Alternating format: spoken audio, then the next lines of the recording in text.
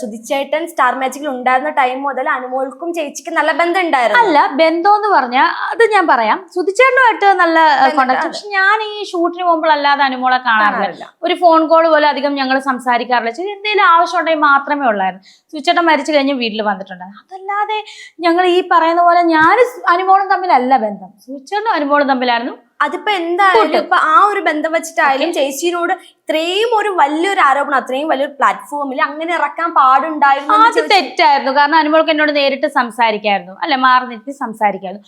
അത് അത്രയും പബ്ലിക് ആയിട്ടുള്ള അത് ഞാൻ പറഞ്ഞിട്ടുണ്ടായിരുന്നല്ലോ. അനുമോൾ അത് അത്രയും വലിയ പബ്ലിക് ആയിട്ട് പറഞ്ഞത് മോശമായി പോന്നു. അവിടെയുള്ള അനുമോളുടെ ഫ്രണ്ട് ശൈത്യ എല്ലാവരും പറഞ്ഞായിരുന്നു, മിക്കവരും പറഞ്ഞത് മോശമായി പോന്നു. സത്യമാണല്ലോ. കാരണം അവൾക്ക് മാറ്റി നിർത്തി പറയായിരുന്നു. അവിടെ ഡ്രസ്സിംഗ് റൂം ഉണ്ട്, അവിടെ ഇതില്ല, ക്യാമറയില്ല, ചേച്ചി ഇങ്ങനെ പറഞ്ഞില്ല. അവൾ അവിടെ നിന്ന് പറഞ്ഞു കുളിക്കുന്നില്ലെന്ന് പറഞ്ഞാൽ ഞാൻ എന്നും രാവിലെ ദേഹം കഴുകുന്നുണ്ടായിരുന്നു, തല കഴുകുന്നില്ലായിരുന്നു. സിമ്പിൾ. അത് അവളുടെ കാഴ്ചപ്പാട് അങ്ങനെ ആയി. പോട്ടെ കുഴപ്പമില്ല. ഞാൻ അവളെ കുറ്റപ്പെടുത്തിയതും അല്ല.